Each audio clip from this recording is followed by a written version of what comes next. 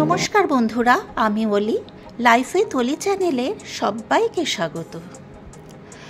আজকে আমার ভীষণই পছন্দের একটা রেসিপি আপনাদের সঙ্গে শেয়ার করতে চলেছি। আমরা প্রত্যেকেই কিন্তু এই রেসিপি ছোট থেকে খেয়ে বড় হয়েছি। আমাদের প্রত্যেকেরই এই রেসিপি খুব পছন্দ, এমনকি আমাদের ছেলে মেয়েদেরও এই রেসিপি ভীষণই পছন্দ। সকলের বাড়িতেই কিন্তু এই রান্না হয়ে থাকে, ডিমের অমলেটের কারি। এটি খেতে যেমনই সুস্বাদু, করাও কিন্তু ততটাই সহজ। এই রেসিপি গরম ভাত, রুটি, লুচি, পরোটা সবের সঙ্গেই খেতে কিন্তু অসম্ভব ভালো লাগে। তাহলে আসুন দেখে নেওয়া যাক আমার ডিমের অমলেটের কারি আমি কিভাবে বানাই।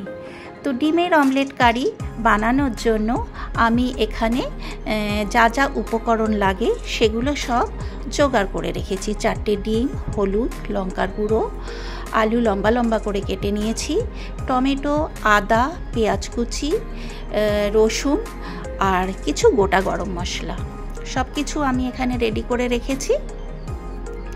এরপরে আমি গ্যাসে কড়াই বসিয়ে দিলাম। তো এবারে আমি কিছুটা পরিমাণ সর্ষের তেল অ্যাড করে দিলাম। এই রান্নাটা কিন্তু আমি করব সম্পূর্ণ সর্ষের তেলে। সর্ষের তেলেই এই রান্না ভালো হয়।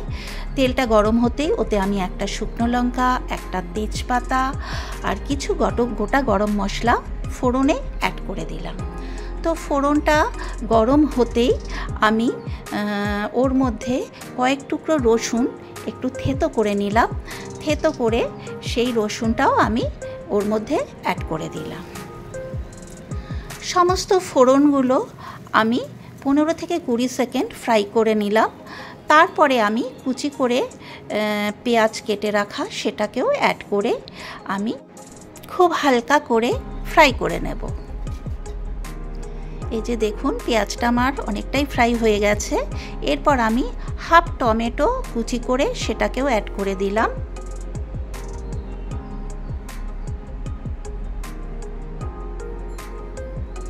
এরপরে আমি পরিমাণ মতো নুন, 1 টিস্পুন হলুদ অ্যাড করে সেটাকেও আমি নেড়ে দিলাম। নুনটা দিলে টমেটোটা তাড়াতাড়ি গলে যাবে। টমেটোটাকে একটু ঘেটে দিলাম যাতে তাড়াতাড়ি সেদ্ধ হয়ে যায়। এরপরে আমি ওতে আবারও কিছুটা পেঁয়াজ কুচি অ্যাড করে দিলাম। আমার অমলেট করার পর পেঁয়াজ কিছুটা বেঁচে ছিল, সেটাকে অ্যাড করে দিলাম। এরপরে আমি টুকরো করে কেটে রাখা আলু সেটাকেও অ্যাড করে সমস্ত মশলার সাথে খুব ভালো করে কষিয়ে নেব। ততক্ষণ পর্যন্ত কষাবো যতক্ষণ পর্যন্ত না মশলার কাঁচা গন্ধ চলে যাচ্ছে। কালারের জন্য আমি কিছুটা লাল লঙ্কার গুঁড়ো দিয়ে দিলাম। এরপরে আমি 3-4টে কাঁচা লঙ্কা 2-আধখানা করে অ্যাড করে দিলাম। এই রেসিপি একটু ঝালঝাল হলেই খেতে ভালো লাগে। আর হাফ চামচ চিনিও অ্যাড করে দিলাম। দিয়ে খুব সামান্য পরিমাণে একটু জলও অ্যাড করে দিলাম।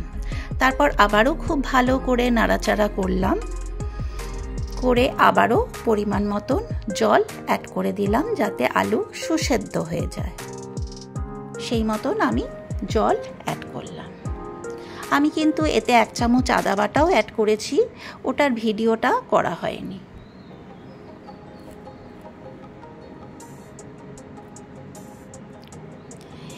এদিকে আলুটা ফুটতে দিলাম আর ওদিকে আমি ডিমের অমলেটগুলো তৈরি করে নেব। এই যে দেখুন, ডিমটা ভেঙে ওতে কুচি করা পেঁয়াজ, খানিকটা নুন আর কিছুটা লঙ্কা কুচি ওর মধ্যে অ্যাড করে আমি ডিমের অমলেট ফ্রাই করে নেব। আপনারা ইচ্ছা করলে সবগুলো ডিম একসঙ্গেও ফ্রাই করে নিতে পারেন। আমি একটু আলাদা আলাদা করে একটু অন্যরকম ডিজাইন করে অমলেটগুলো ফ্রাই করেছি, সেই কারণেই আমি একটা একটা করে করেছি। আপনাদের যদি মনে হয় আপনারা একসঙ্গে 2-3টে ডিম ফাটিয়ে অমলেট করে নিতে পারেন। এই যে দেখুন, খুব সামান্য পরিমাণে তেল অ্যাড করে আমি অমলেটটা করছি। অমলেট আপনারা সবাই জানেন করতে, কিন্তু আমি কিভাবে করছি দেখুন, সেই কারণে আমি আপনাদের সঙ্গে শেয়ার করছি। এই 3 কোণার ডিজাইন করে আমি অমলেটটাকে ফ্রাই করে নিয়েছি। এইভাবে আমি 4টে ডিমই এক এক করে অমলেট করে নিচ্ছি।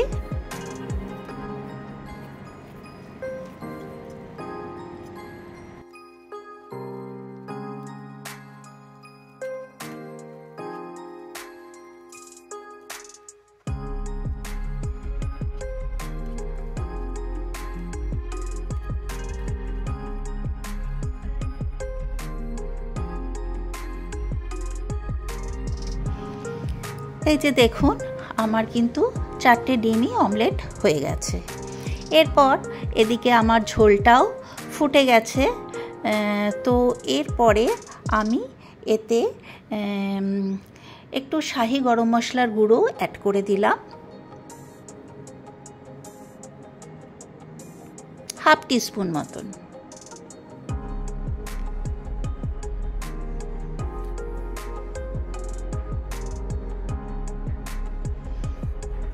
আর 1 চামচ ঘিও অ্যাড করে দিচ্ছি। ঘিটা দিলে এর স্বাদটা আরও দ্বিগুণ বেড়ে যায় বলে আমার মনে হয়। আপনাদের যদি অপছন্দের হয় ঘিটা স্কিপ করতে পারেন। এরপর আমি ডিমের অমলেটগুলো একে একে ওর মধ্যে অ্যাড করে দিলাম। ঝোলের সঙ্গে মিনিট 4-5 সময় ধরে ওটাকে আমি কুক করে নেব, যাতে সমস্ত মশলা অমলেটের ভেতরে খুব ভালোভাবে ঢুকে যায়।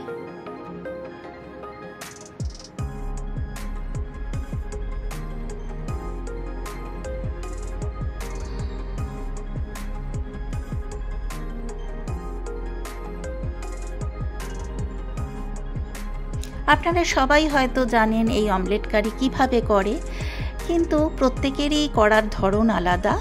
আমি কিন্তু এতে জিরে ধনের গুঁড়ো অ্যাড করিনি। এরপর আবারও আমি 2টো কাঁচা লঙ্কা অ্যাড করে দিলাম। এতে তরকারির ফ্লেভারটা খুব সুন্দর হয়, এতে কিন্তু ঝাল হয় না। আবারও ওটাকে ঢাকা চাপা দিয়ে মিনিট 2 কুক হতে দিলাম। তো এবারে দেখুন, আমার ডিমের অমলেটের কারি কিন্তু অলমোস্ট রেডি হয়ে গেছে। তো আপনাদের আমার আজকের এই রেসিপি কেমন লাগলো অতি অবশ্যই কিন্তু একটা লাইক, শেয়ার, কমেন্ট করতে ভুলবেন না। আর যদি ভালো লাগে আমার মতন করে অবশ্যই একবার ট্রাই করে দেখতে পারেন। আশা করি আপনাদের ভালোই লাগবে। তো এবার আমি একটা সার্ভিং প্লেটের মধ্যে পরিবেশন করার জন্য আমি এটাকে সার্ভ করে নিচ্ছি।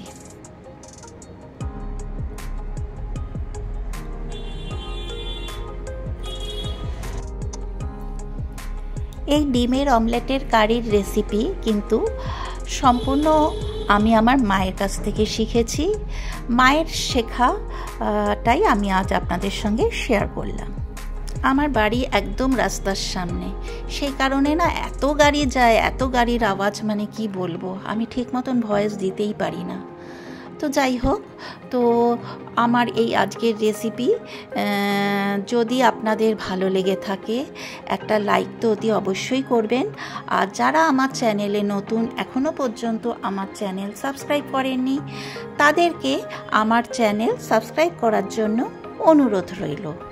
আর পাশে যে বেল আইকনটা আছে সেটাতে ক্লিক করে দেবেন, তাহলে আমি নিত্য নতুন যা যা রেসিপি কিংবা ভিডিও শেয়ার করব সেগুলোর নোটিফিকেশন আপনাদের কাছে পৌঁছে যাবে।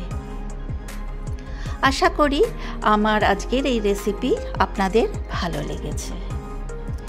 তাহলে আজ এই পর্যন্ত। এই যে দেখুন আমার ডিমের অমলেটের কারির ফাইনাল লুক।